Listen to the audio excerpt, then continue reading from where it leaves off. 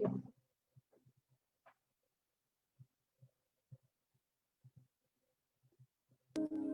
Thanks, Gabriel. I forgive me, I forgive me. Everything that I've been holding on to, I let go. I surrender, I surrender. I'm ready for my change. I'm ready for my change. I forgive me. I forgive me. Everything that I've been holding on to, I let go. I surrender. I surrender. I'm ready for my change. I'm ready for my change. I forgive me. I forgive me. Everything that I've been holding on to, I let go. I surrender. I surrender. I'm ready for my change. I'm ready for my change. I'm ready for my change.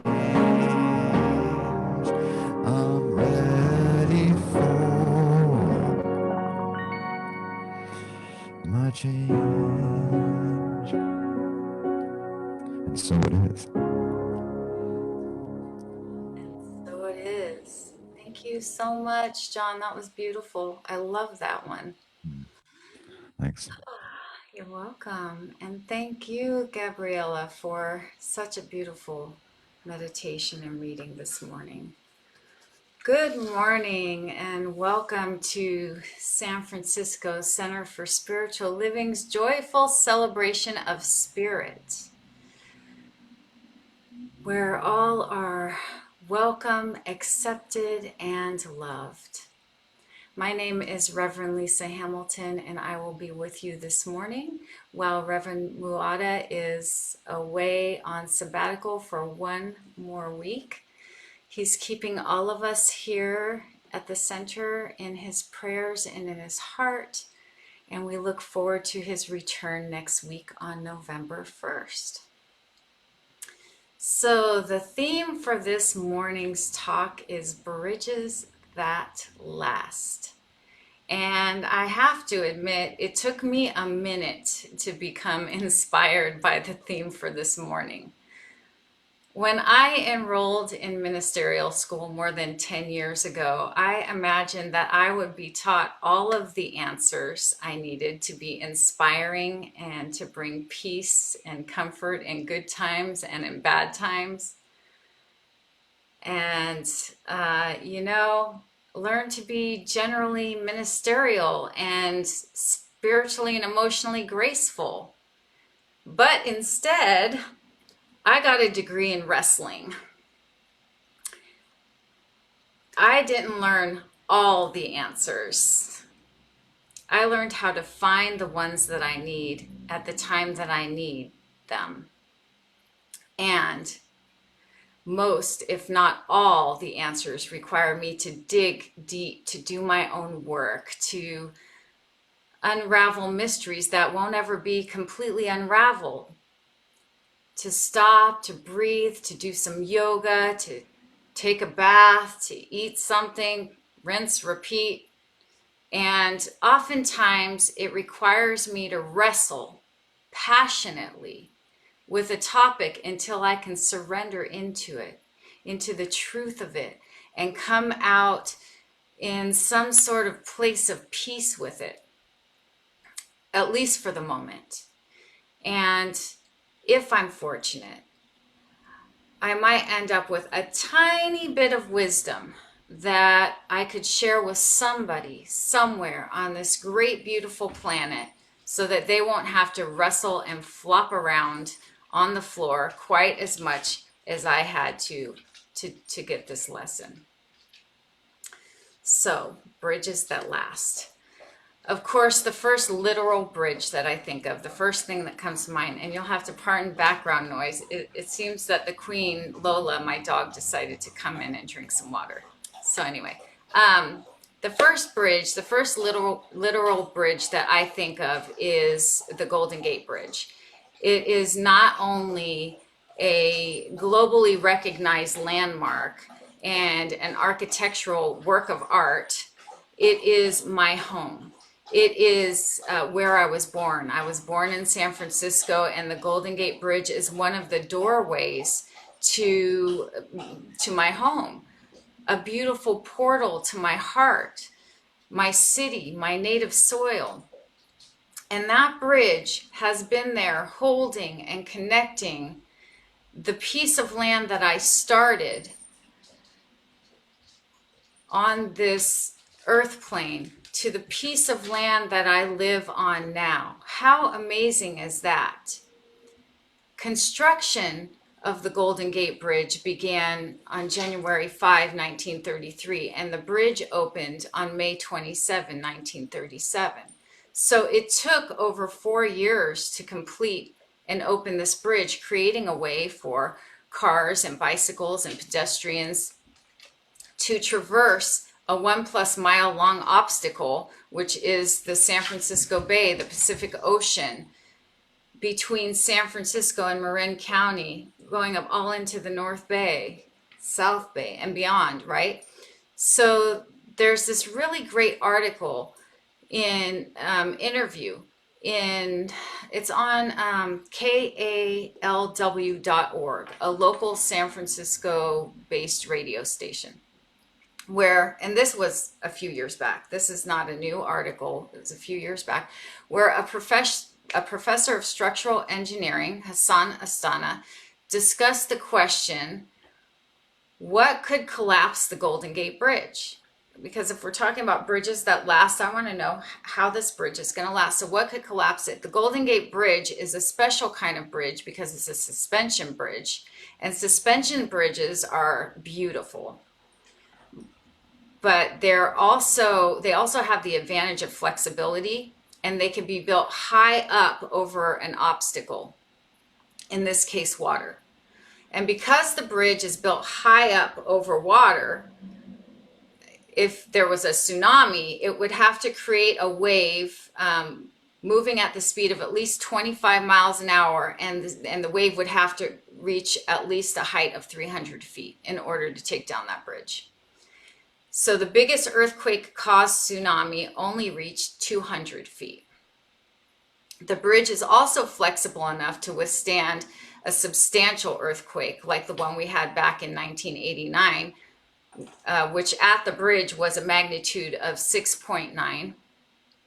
Seismologists have determined that the largest earthquake the San Andreas Fault can generate is 8.3, which the bridge has recently been retrofitted to withstand that magnitude, or maybe even a little greater.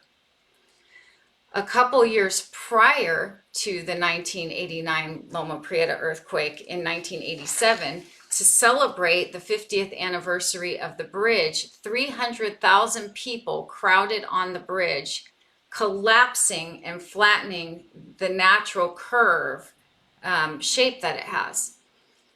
That's an illustration of the flexibility and the amazing strength of this bridge. It was not damaged at all.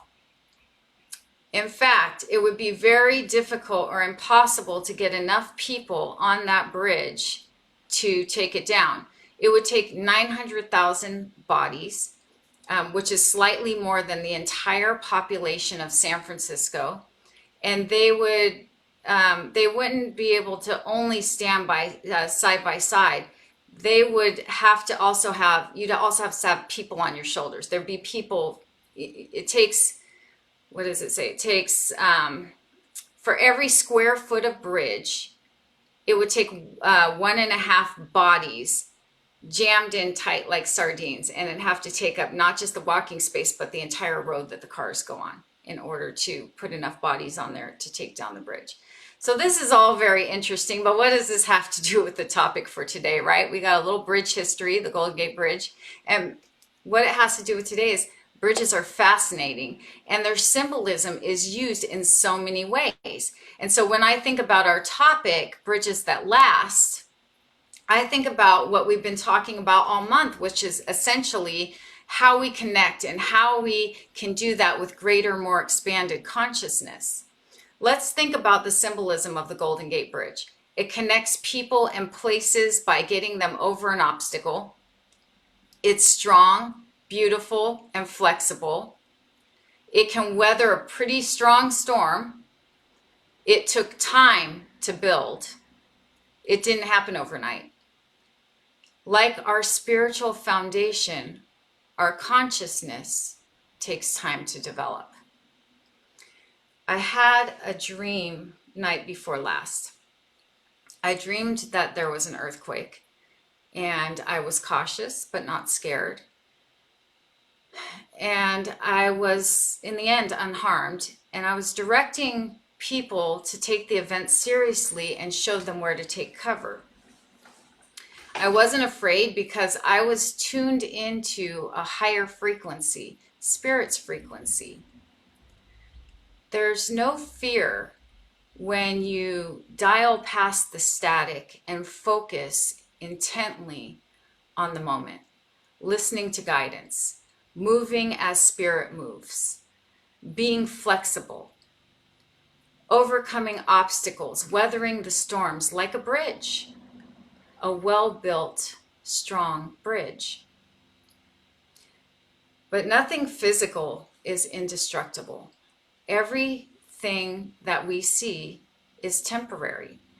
The thing that is lasting, the thing that is indestructible, the thing that we can strengthen and fortify is our consciousness.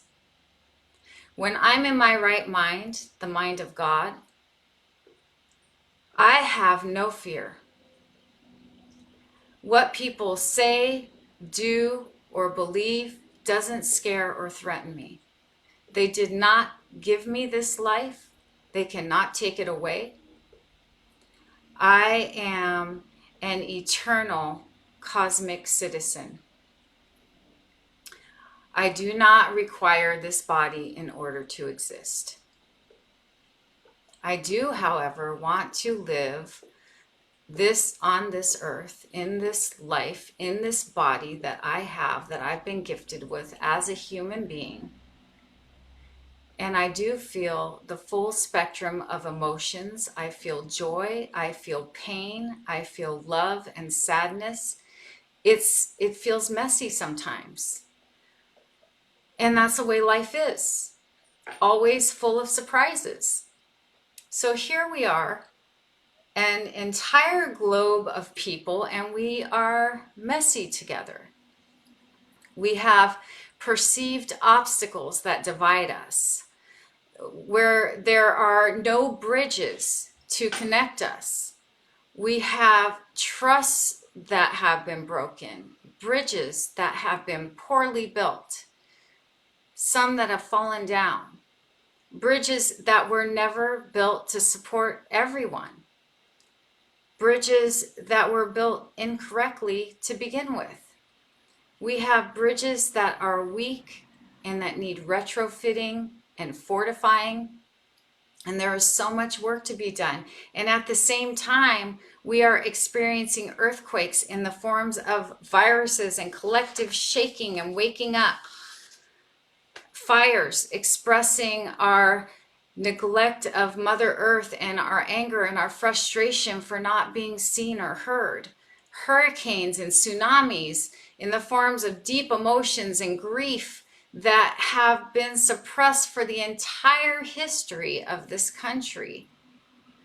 Tornadoes revealing our confusion and misinformation and collapsing of old paradigms. So there is a huge imbalance expressing itself on this planet. in so many ways, in nature, in our interactions with each other, in our infrastructure, in our systems. It shows up as gaps, gaps in equality, the wage gap, gaps in healthcare, gaps in justice, gaps in empathy, compassion, and understanding. And these are places where bridges can be built, bridges that last, bridges that are fun to drive over. So there are three things that we can do right now to build lasting bridges. One, our own healing work, physical, mental, emotional, spiritual. Two, learn and practice healthy communication. And three, to take action in the world to help contribute to a world that works for everyone. So let's start with number one, our own healing work. And I'm going to say this over and over and over and over and over again, because it's the only way that I know how to make this work, and it's the way that I've seen it demonstrated in other people's. And that is, the healing begins in us first. It begins right here. It begins inside of us. And so we cannot be useful. We cannot go out into the world and take action. We cannot work on doing anything without expanding our consciousness first. So we need to start there. We start with ourselves. We take action in the physical world, yes. But first we need to be filled up before we have anything to give to anyone or anything. So our spiritual practice, our meditation, our study, we read the wisdom of the master teachers, and we pray. So important. All the things that Gabriella mentioned when she talked about spiritual practice before she did her reading, all of those types of things we need to do for ourselves. And what are some spiritual practices that really work for you? I mean, we all practice differently. Post in the comments below and let us know what you're doing for spiritual practice, because we can all share that information with each other. What's working for you? What really brings you to this moment, grounded and centered and ready for the day, ready for whatever comes your way? So equally important to all of that is our emotional development. So spiritual development and emotional development go hand in hand, and we can work on being in tune with our we can work on being in tune with and understanding our own feelings about things, which is really important. That's our emotional development, is to really be able to know where we stand, how we're feeling, and be able to breathe into that and take a moment to respond rather than to react from an emotional place. We work through our own dysfunction, our own trauma, our own wounding. This has also been really deep work for me. I have, it has required years of counseling, coaching, self-reflection, study, support of healthy community, my friends. It's an ongoing process. So then we move this process. We've done this work on ourselves, a lot of it in seclusion, a lot of it maybe one-on-one with coaching or whatever we need. And then we move this process into the world a little bit. We stick our toe into the water. We move into a safe space to try this out. And we come to our spiritual communities to do that. We come to our spiritual community, to temple, to church. What is church? What is spiritual community?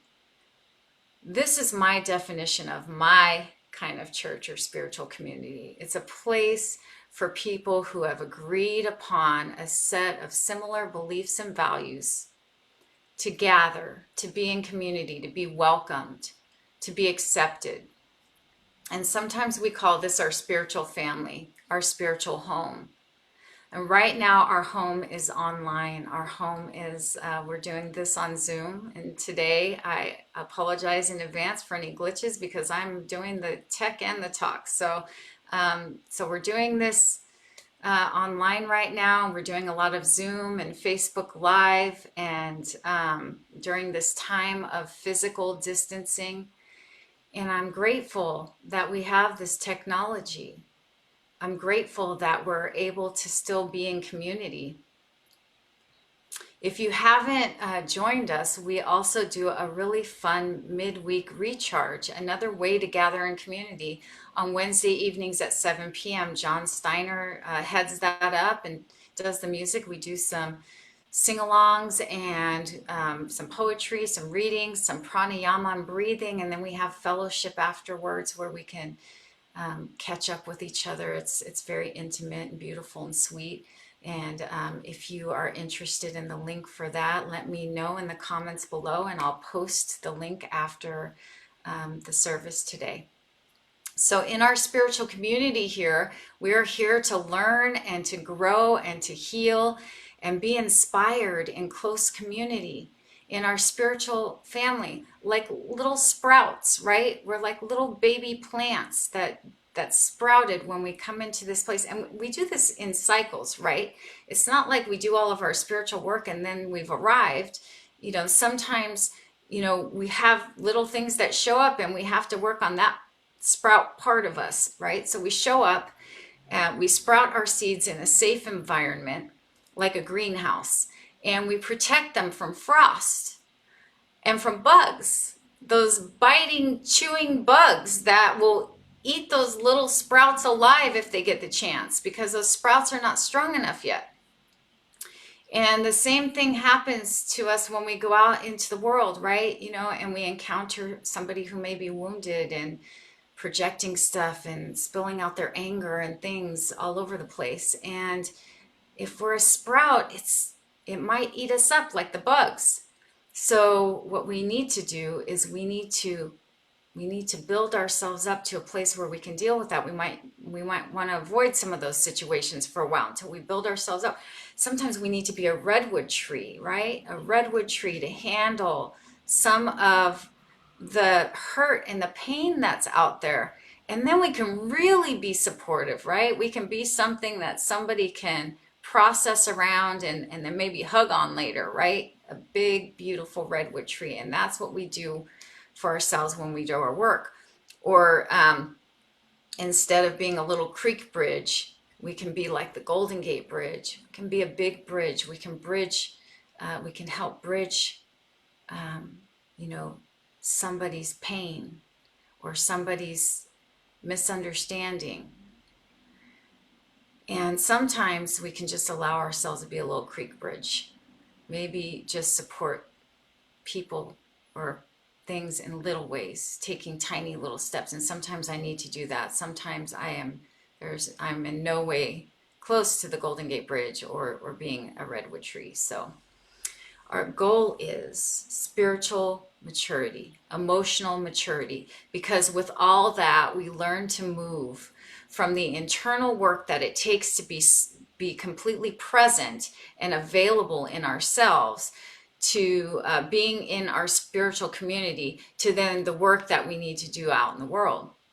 Consciousness, our spiritual and emotional development, our connection to source, our connection to spirit, to God is key. Okay, so that was number one, our own healing work, bridging our own gaps. And number two, bridging the gaps in communication. And communication is like a cycle of giving and receiving and giving. And it's a balance. It's a balance of speaking and listening and speaking. And I think some of the trickiest things that I have learned, and I'm still learning, is the fine art of listening.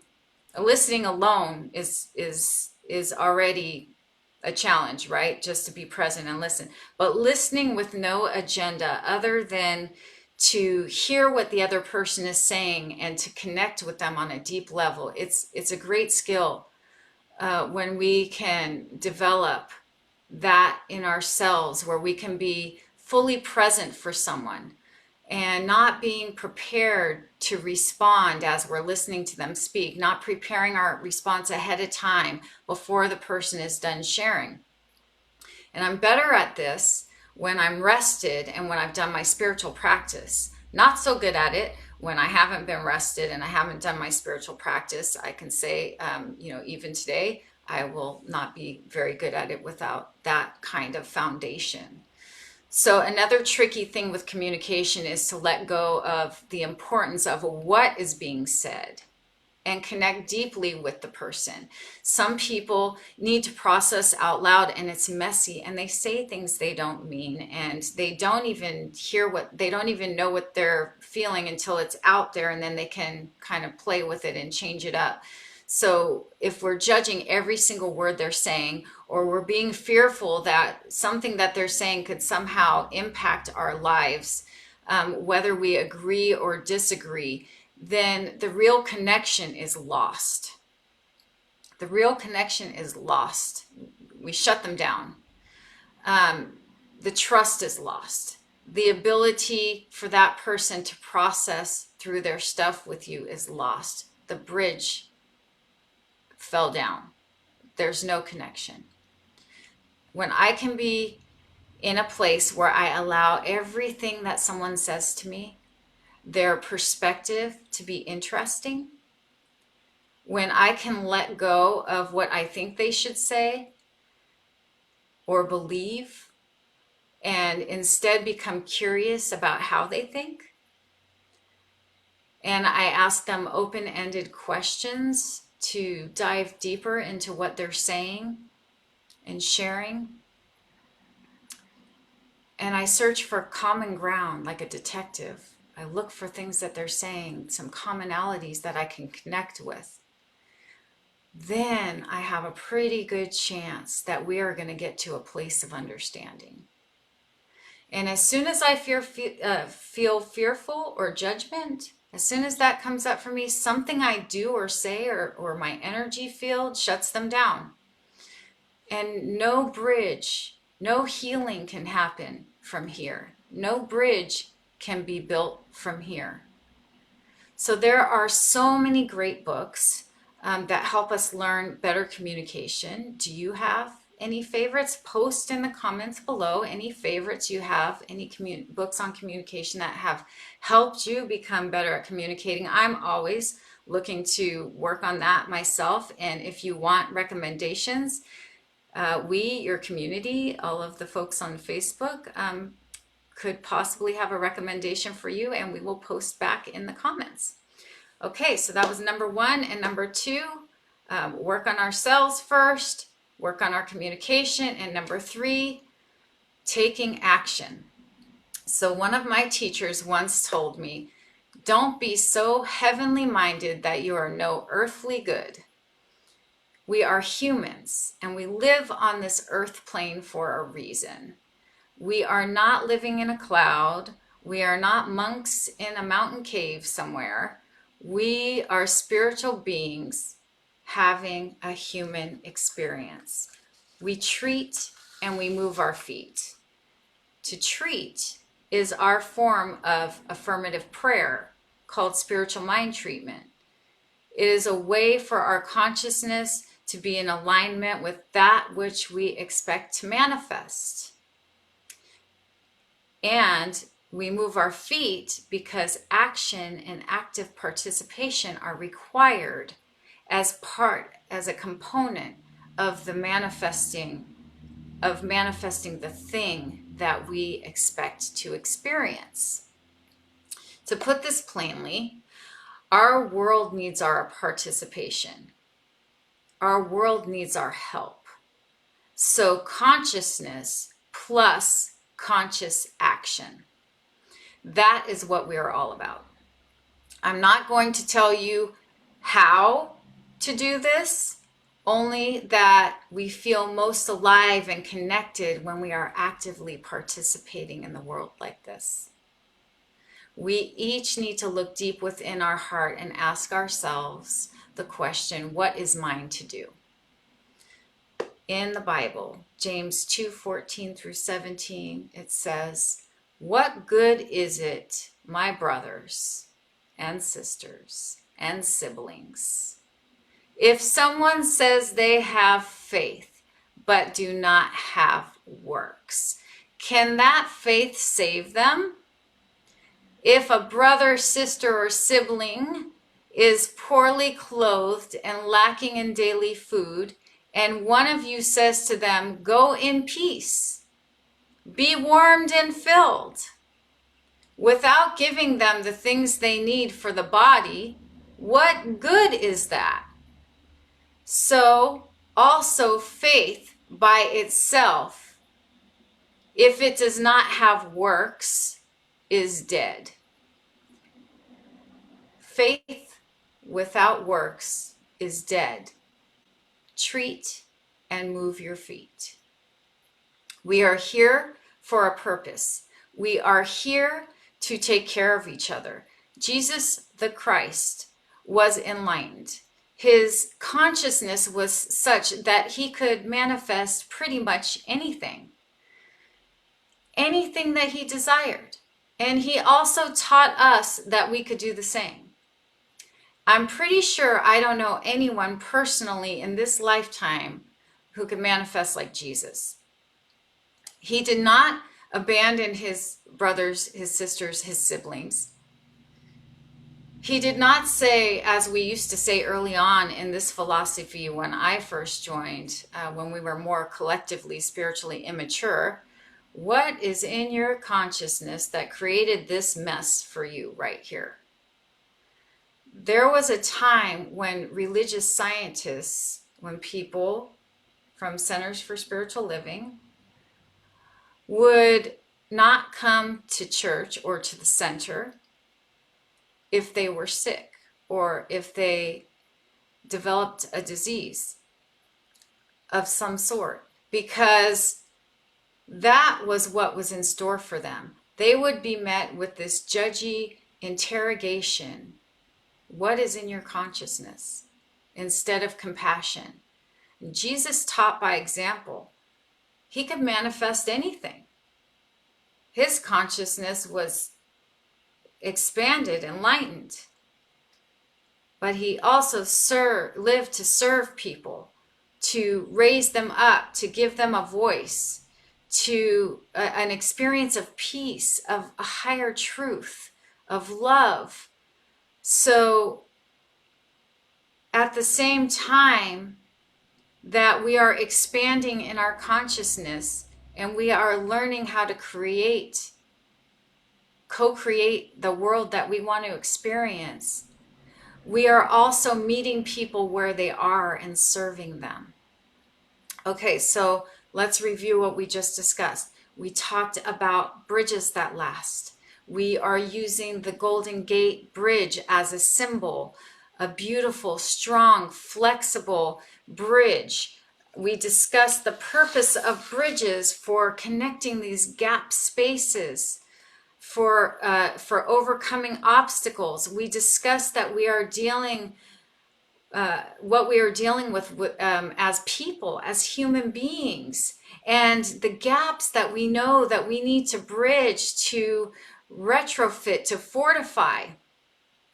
We discussed 3 steps in order to build bridges that last. Number 1, strengthening ourselves first with our spiritual practice and playing with that in a safe space, our spiritual communities. Number 2, learning healthy ways to communicate. Yep, we try that on each other in spiritual community. It's messy, it's beautiful, it's fun, and we have enough love to make mistakes with each other. And 3, we take conscious action in the world with our time, with our dollars, with our love. We lift people up, lend a hand or an ear, stand up, speak up for your siblings, your sisters, your brothers. Remember to go out there and vote. Your voice matters. Vote for what you believe in. Vote for a world that doesn't just work for a few, but vote for a world that works for everyone.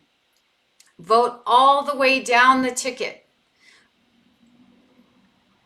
Vote for folks you believe in, for propositions you believe in, for measures you believe in. Pray on them. Be conscious when you vote on them. Make your own decision about who and what to vote for. Your voice matters. Your vote matters. Your life matters. Your contribution to the world matters. Your spiritual practice matters. Your communication matters. Your action matters. You matter. Take a deep breath. And we are going to bring this back to our practitioner, Gabriella, and she will take us into prayer. And Gabriella, you are still muted, so